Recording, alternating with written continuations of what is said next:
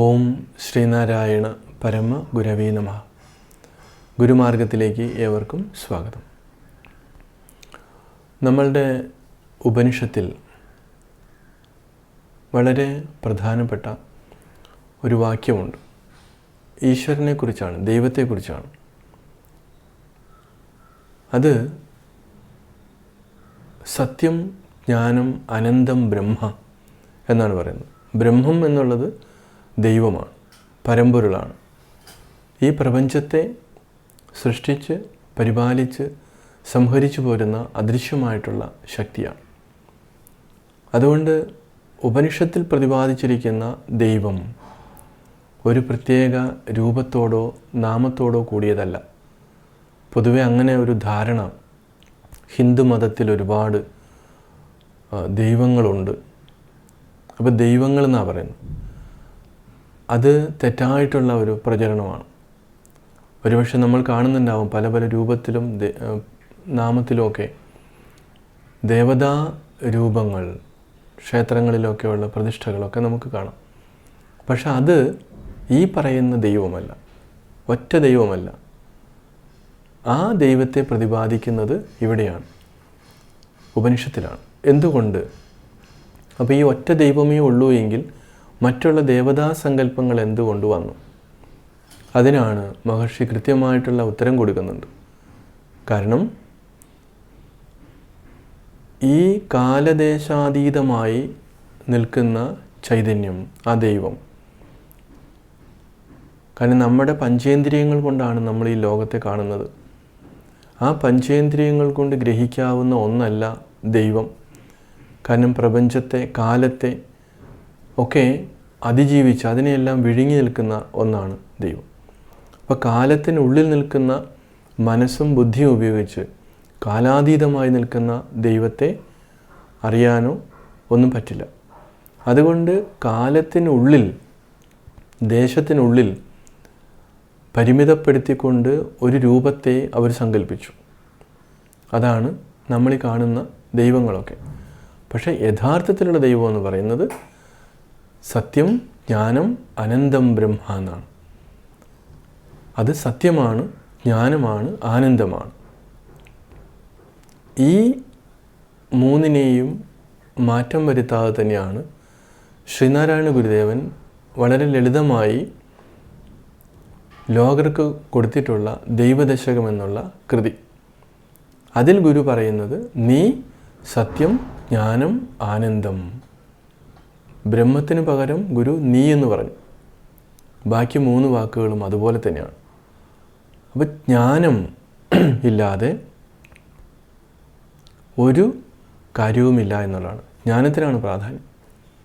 എന്തിനെക്കുറിച്ചുള്ള ജ്ഞാനമാണ് വേണ്ടുന്നത്? ഈ ദൈവത്തെക്കുറിച്ച്. ഈ ദൈവം വേറെ എവിടെയെങ്കിലും ആണോ? അല്ല, മറിച്ച് അത് നമ്മുടെ ഉള്ളിൽ തന്നെയാണ്, നമ്മുടെ ഹൃദയത്തിലാണ്. എല്ലാത്തിനും സാക്ഷിയായിട്ടിരിക്കുന്ന ഒന്നാണ്. നമ്മൾ ഈ കാണുന്ന സൂര്യനെ പോലും, ആ സൂര്യൻ അവിടെ ഉണ്ട് എന്ന് അറിയണമെങ്കിൽ പോലും ഞാൻ വേണം. ഞാനെന്ന് പറയുന്നത് ഈ സോക്കോൾഡ് ഇൻഡിവിജ്വാലിറ്റി അല്ല, മറിച്ച് നമ്മളെ എല്ലാ വികാരവിചാരങ്ങളെയും എല്ലാ ചിന്തകളെയും ഈ മാറിക്കൊണ്ടിരിക്കുന്ന സകലതിനെയും കണ്ടുകൊണ്ട് മാറാതെ ഇരിക്കുന്ന ഒന്നാണ്. അതിനെയാണ് ഞാനെന്ന് പറയുന്നത്. ആ ഞാൻ ഉള്ളത് കൊണ്ടാണ് ഇതെല്ലാം നമ്മൾക്ക് കാണാനും അനുഭവിക്കാനും സാധിക്കുന്നത്. അതിനെ തന്നെയാണ് ജ്ഞാനം, അറിവ് എന്ന് പറയുന്നത്. ഈ അറിവ് അനന്തമാണ്, അതിന് ലിമിറ്റേഷനൊന്നുമില്ല. അതുകൊണ്ട് തന്നെയാണ് അത് ആനന്ദം. അത് സത്യവുമാണ്. സത്യമെന്ന് പറയുന്നത് 3 കാലത്തിലും മാറാതെ നിൽക്കുന്നതാണ്. മാറാതെ നിൽക്കുന്ന ആ ചൈതന്യത്തെയാണ് സത്യം എന്ന് പറയുന്നത്. ആ സത്യം തന്നെയാണ് അറിവായിട്ട് നിൽക്കുന്നത്. അല്ലെങ്കിൽ ആ സത്യത്തെയാണ് നമ്മൾ അറിവ് കൊണ്ട് തിരിച്ചറിയേണ്ടുന്നത്. അതിൻ്റെ സ്വരൂപമെന്ന് പറയുന്നത് ആനന്ദമാണ്, അനന്തം. അപ്പം നമ്മുടെ ഉള്ളിൽ തന്നെ കുടികൊള്ളുന്ന ആ ആനന്ദ സ്വരൂപനെ തിരിച്ചറിയുക എന്നുള്ളതാണ് മനുഷ്യൻ്റെ പ്രധാനമായിട്ടുള്ള കടമ. പക്ഷേ ഇത് ഇവിടെ ഉണ്ട് എന്ന് തിരിച്ചറിയാതെ കസ്തൂരിമാനിനെ പോലെ അവൻ പുറത്തലയുകയാണ്. കസ്തൂരിമാനിൻ്റെ നാഭിയിലാണ് കസ്തൂരിയുള്ളത്. പക്ഷേ ഈ പാവം മാൻ അത് തിരിച്ചറിയുന്നില്ല. അതിൻ്റെ കിട്ടിയിട്ട് അത് പുറത്തേക്ക് ഓടുകയാണ്. എവിടെയാണെന്നുള്ള അന്വേഷണമാണ്. മനുഷ്യനും ചെയ്യുന്ന എന്താണ്? അവൻ തേടുന്നത് ഈ അനന്തമായിട്ടുള്ള ആനന്ദത്തെയാണ്, സുഖത്തെയാണ്, അൺലിമിറ്റഡ് ആയിട്ടുള്ള ആ ഒരു ബ്ലിസ്ഫുൾ സ്റ്റേറ്റിനെയാണ്. പക്ഷേ അവൻ്റെ വിചാരം അത് പുറത്ത് കിട്ടുമെന്നാണ്. അങ്ങനെ അല്ല എന്ന് ആയിരക്കണക്കിന് വർഷങ്ങൾക്ക് മുൻപ് തന്നെ ഇത് അന്വേഷിച്ചവരാണ് പിന്നെ മഹർഷിമാരായത്, ജ്ഞാനികളായത്, തത്വദർശികളായത്. അവർ ലോകത്തോട് പറഞ്ഞു, നീ പുറത്തല്ല അന്വേഷിക്കേണ്ടത്. നീ നിൻ്റെ പഞ്ചേന്ദ്രിയങ്ങളെ, നിൻ്റെ കർമ്മേന്ദ്രിയങ്ങളെ എല്ലാം നീ അടക്കി, ത്രിപുടിയെ നീ അടക്കി കഴിയുമ്പോൾ നിനക്ക് മനസ്സിലാകും അത് നിൻ്റെ ഉള്ളിൽ തന്നെയാണ്, നീ തന്നെയാണ്. അതാണ് തത്വമസി എന്ന് മഹർഷി ഉപദേശിക്കുന്നത്.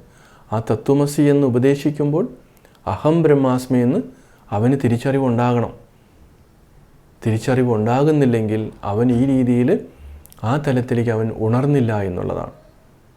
അപ്പോൾ ഉണരാത്തോടത്തോളം കാലം എന്തു ചെയ്യണം? ഉണരരുതിന്നി ഉറങ്ങിടാതിരുന്നീടണം അറിവായി. ഇതിന് അയോഗ്യനെന്നാൽ പ്രണവമുണർന്ന് പിറപ്പൊഴിഞ്ഞു വാഴും മുനിജനസേവയിൽ മൂർത്തി നിർത്തിയിടണമെന്ന് ഗുരു ആത്മോപദേശ ശതകത്തിലൂടെ പറയുകയാണ്.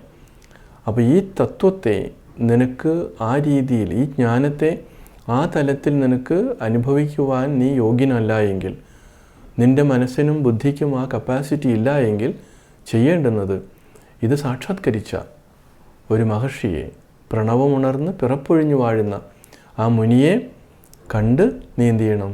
സേവ ചെയ്യണം. അങ്ങനെ നിൻ്റെ സേവ അവിടെ കൊടുക്കുമ്പോൾ എന്ത് ചെയ്യും? കാലക്രമേണ ഈ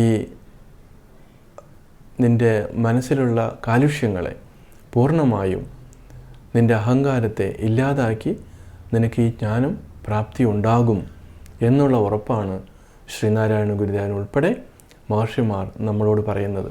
തീർച്ചയായിട്ടും അത് തിരിച്ചറിഞ്ഞുകൊണ്ട് നമുക്ക് മുന്നോട്ട് പോകാം. നമസ്കാരം.